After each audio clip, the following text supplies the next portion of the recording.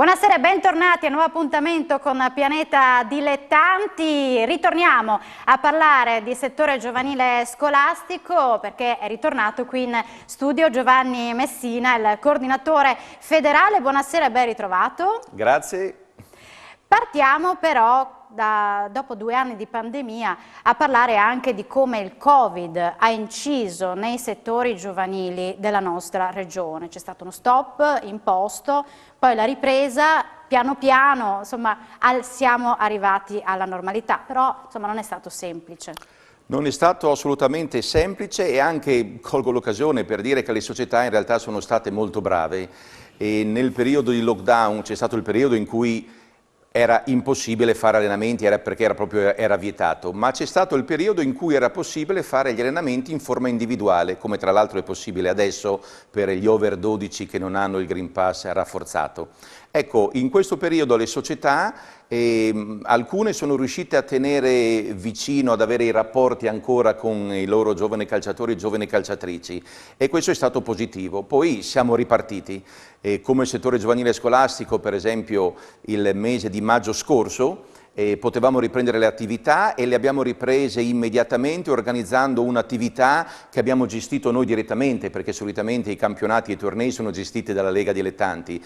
Questa è stata un'attività che abbiamo chiamato ripartenza proprio nel mese di maggio-giugno e siamo ripartiti il prima possibile proprio nel mese di settembre 2021 proprio con delle partite e l'idea è stata proprio quella di, se hanno perso delle occasioni della quantità di pratica, ridare per quanto possibile almeno una parte di questa quantità di pratica. E allora se solitamente i tornei iniziavano, parlo dell'attività di base, pulcini esordienti, quindi dagli 8 ai 13 anni, solitamente la Lega Dilettanti li fa partire nel mese di ottobre, ecco noi siamo partiti un mese prima proprio per riprendere questa attività. E sul discorso di quanto ha inciso mi piace ricordare questo dato. Nel mese di settembre-ottobre effettivamente eravamo con anche qualche migliaio in meno di tesserati a livello giovanile rispetto all'ultima stagione sportiva pre-pandemia e sembrava effettivamente preoccupante la cosa come in realtà appare un po' in tutta Italia. La cosa positiva qual è stata? Nei dati del mese di dicembre. Nel mese di dicembre che cosa si è visto? Si è visto che su un totale di 15.000 tesserati che noi abbiamo in Friuli Venezia Giulia, ecco, rispetto all'ultima stagione sportiva pre-pandemia avevamo circa 800 meno tesserati, che non sono certo pochi, ma alcuni dei quali possono essere anche fisiologici come variazioni. Ecco, quindi secondo me il sistema ha retto in Friuli Venezia Giulia e quindi questo va senz'altro merito alle società che si sono prodigate in questo e agli stesse famiglie, agli stessi giovani calciatori che appena hanno visto la possibilità di ripartire si sono riappassionati al calcio, che è uno sport che appassiona. Ci sono state società, allenatori che individualmente hanno fatto degli allenamenti via social o comunque attraverso Zoom, sono riusciti a mantenere anche proprio nel primo lockdown, intendo, viva la passione anche per i più piccoli. Assolutamente, e sono stati molto bravi con strumenti che noi non conoscevamo, che nessuno di noi conosceva in effetti, e sono stati bravi per mantenere le relazioni. Ecco, è vero, e questo è stato dimostrato, c'è una letteratura scientifica al riguardo che lo dice chiaramente, che il lockdown può portare nei giovani e adolescenti forme anche di depressione, di attacchi d'ansia, eccetera, e ci sono stati casi anche in altre discipline sportive, lo dico anche come direttore della Scuola dello Sport del CONI Friuli Venezia Giulia, perché ci sono federazioni che si sono rivolte a noi per avere anche un aiuto al riguardo. Ecco, c'è stato questo rischio, ma molte società sono riuscite a venirne a capo e quindi vanno i miei complimenti. Lei è anche componente della sezione di sviluppo del calcio giovanile del settore tecnico di Coverciano. Quali sono le finalità anche di questo ruolo? Certo, allora intanto è stato un riconoscimento, una soddisfazione e ricordo tra l'altro che proprio la sera prima alle 11 di sera ricevo una chiamata da Renzo Olivieri, che è il direttore della scuola allenatore, che mi chiedeva se avevo piacere di far parte di questa sezione e il giorno dopo il presidente federale Gravina mi ha nominato. E quindi faccio parte di questa sezione con orgoglio, una sezione tra l'altro, mi piace ricordarlo, con personaggi, c'è Zambrotta come ex campione del mondo, ma lo stesso Olivieri, direttore della scuola allenatori, il presidente della sezione è Roberto Samaden, che è responsabile del settore giovanile dell'Inter, Stefano Bonaccorso dell'Atalanta, Maurizio Viscidi, il coordinatore delle nazionali giovanili, Josefa Idem, 8 Olimpiadi in canoa, quindi Roberto Menichelli, campione europeo del calcio a 5, insomma tanti personaggi, quindi è un piacere. Qual è l'obiettivo e la funzione di questa sezione? La sezione ha l'obiettivo di dare, proprio per regolamento, gli indirizzi, anche in questo caso mi piacciono le parole, tecnici, formativi ed educativi dell'attività giovanile. Quindi quale sarà il nostro compito? Tra l'altro è una sezione che in questo è ripresa, perché prima era un po' sulla carta, mi dicevano, e adesso vogliono proprio che sia attiva. E sarà rivolta alla formazione, quindi ribadire alcuni aspetti per quanto riguarda la formazione dei corsi UEFA C, che obiettivi dovranno avere, e da questo punto di vista già un primo passo è stato condiviso, ovvero che l'allenatore deve essere una persona che abbia chiaro quelli che sono i 4 pilastri della UEFA e terrà sempre conto del gioco, del giocatore, dell'ambiente e proprio dell'allenatore. Con un occhio particolare anche all'aspetto formativo e sociale. Quindi è stato ribadito il carattere sociale e formativo degli allenamenti, che se poi, ripeto, come ho detto l'altra volta, se sono abbinati al talento, può far emergere veramente il talento. Ben venga, ecco questo, no? Sicuramente per i nostri giovani atleti. Per la valorizzazione e la formazione tecnico-sportiva ma anche educativa dei giovani sono sempre più importanti i centri federali territoriali. Anche questi hanno una funzione importante anche per la nostra regione, oltre che per i giovani calciatori. Il progetto dei centri federali è un progetto che rientra all'interno di quello che si chiamava Programma di Sviluppo Territoriale, che adesso si chiama Evolution Program.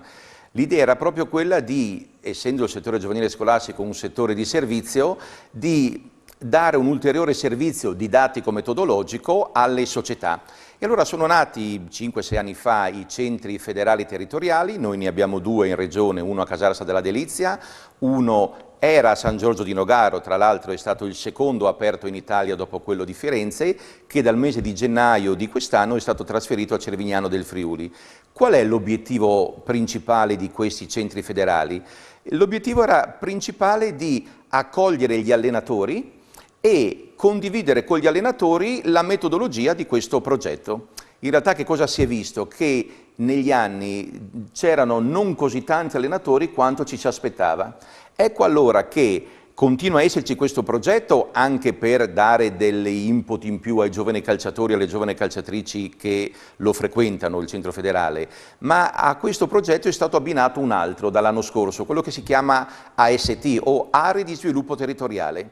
Una considerazione è stata: non vengono così tanti allenatori, se la montagna non va da Maometto, Maometto va alla montagna, certo. E allora ecco l'idea che adesso in questo progetto che è parallelo abbiamo noi 3 aree di sviluppo territoriali dove i tecnici federali vanno nella struttura della società sportiva, quindi facendo allenamenti e condividendo con gli allenatori della società e lavorando direttamente con i giovani calciatori della società, con i palloni della società, con l'illuminazione della società, perché a volte qualcuno diceva beh è facile per voi fare questa metodologia, adottarla quando siete in tanti allenatori, tutti vestiti con la maglietta nazionale, tutti nel Campobello, con giovani calciatori e calciatrici selezionati, facile.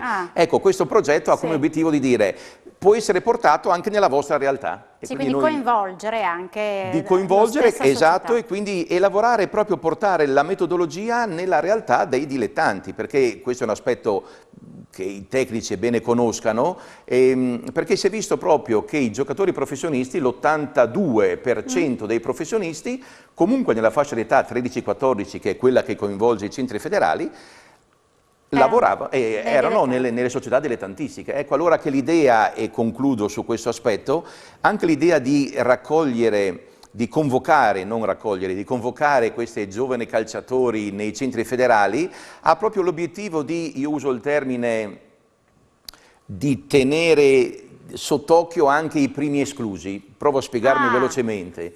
Sì. Se consideriamo che nella categoria giovanissimi noi abbiamo 3 società professionistiche, Udinese, Pordenone e Triestina, che diciamo hanno ciascuno una rosa di 20 giovani calciatori, ammettiamo che siano i più forti della regione. La rappresentativa regionale altri 20 e sono gli 80 più forti, ipotizziamo. Ma si è visto che in realtà ci possono essere altri che emergeranno in futuro. Ecco, l'idea dei centri federali è proprio quello anche di tenere sott'occhio e dare opportunità anche ai primi esclusi, quindi certo, quelli che dimostrano delle qualità, ma non così da essere selezionati da rappresentative o dalle società professionistiche. Quindi li teniamo sott'occhio e diamo loro opportunità in più. Questa è una bella cosa sicuramente per i nostri talenti friulani. Ma come vengono accolte queste iniziative da parte delle società dilettantistiche? Come sempre ci sono situazioni, c'è chi apprezza molto, chi ringrazia molto, chi chiede continuamente di partecipare, di farne parte. Ci sono anche realtà o persone che in qualche maniera hanno avuto modo di criticarla, queste iniziative. Mi viene in mente una critica era ma cosa fate con un allenamento in più, cosa pensate di fare? In realtà mi piace rispondere che se un tredicenne fa 2 allenamenti alla settimana e noi ne facciamo un terzo, aumentiamo la sua quantità di pratica del 50%. E chi conosce un po' di teoria dell'apprendimento sa che la quantità della pratica, o meglio l'apprendimento, è in funzione della quantità della pratica, quindi aumentare del 50% la quantità della pratica è tanta roba. E quindi è un'opportunità stessa anche per la società? Secondo me sì, secondo me sì. Ecco, un'altra critica mi viene in mente, noi facciamo gli allenamenti lunedì, qualcuno dice ma come dopo la partita della domenica magari sono stanchi e magari il martedì vengono ad allenamento che sono stanchi. Ecco, questo è un po' un limite, lo dico anche da docente della scuola allenatori, pensare che i discorsi che si fanno da adulti e il recupero possano essere validi in queste categorie tout court. Ecco, se l'idea veramente è quella di formare il giovane calciatore, l'idea è facciamo quantità di pratica, se quel giorno è un po' più stanco darà il suo 100% un po' più stanco. Certo. Ecco, è questo da avere come obiettivo in testa. Assolutamente, in tutte le cose, giusto? Assolutamente. Non solo nel settore giovanile, negli allenamenti di calcio. Io ringrazio davvero tanto Giovanni Messina per essere ritornato con noi a Pianeta Dilettanti. Buona serata e buon lavoro. Altrettanto e grazie ancora per l'invito. E noi ci vediamo alla prossima puntata. Buona serata.